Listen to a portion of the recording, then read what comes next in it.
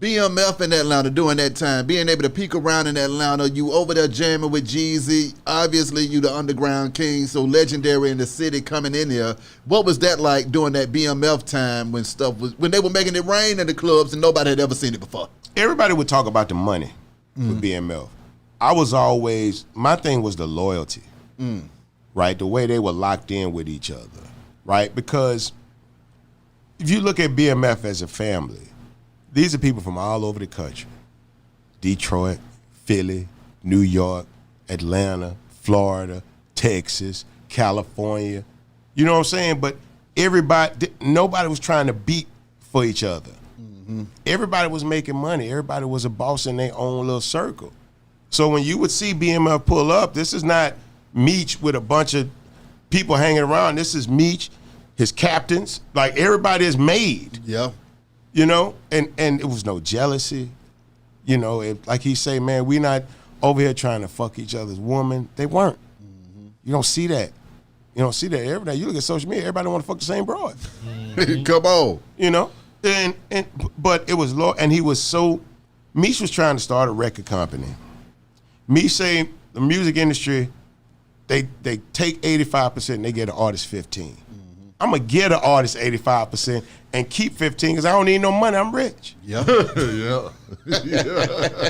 Come on. I thought it was brilliant. Yeah.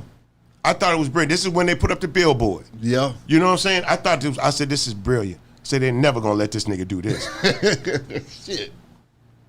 Because I felt like the record company was gonna be more gangster than the feds was gonna be. Right. If he actually really got in like that and created stars, right. Because Jeezy had way too much momentum, even though Jeezy wasn't necessarily a BMF artist right. at that time. Had BMF locked in a distribution deal, I'm almost certain that Jeezy would have been a part of that. Absolutely. I would have been a part of it. Absolutely. You know, when this conversation started happening, there was a place for me in the business structure, and I was down with it. You know, and I hated to see it fall apart in the way that it did, because I don't know if you'll ever see a team as solid as that again. I mean, solid. I mean, I don't know. It's hard to compare it to anything, man. You really had to be there to see it, you know, because Meech wanted everybody to enjoy it in the way that he did. He wanted everybody to have like he had. We wore the same shirts. We wore the same the jerseys. Everybody had on jewelry. So you couldn't really even tell who the boss was unless you knew. Yeah. Right?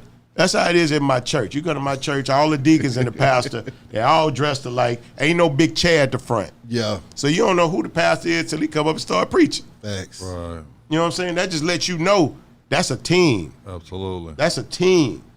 You know what I'm saying? It don't matter. Look, man, I may be the boss, but we all bosses. Thanks. You know, and I hated to see it happen like it did. I miss my nigga. He was a good dude. He took care of a lot of people, men, women, families. He did a lot for a lot of people, and took his time like a man, and he gonna come home like a man.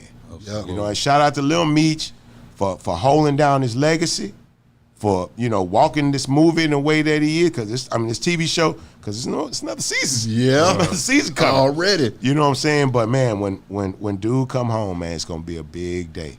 It's gonna be a big day.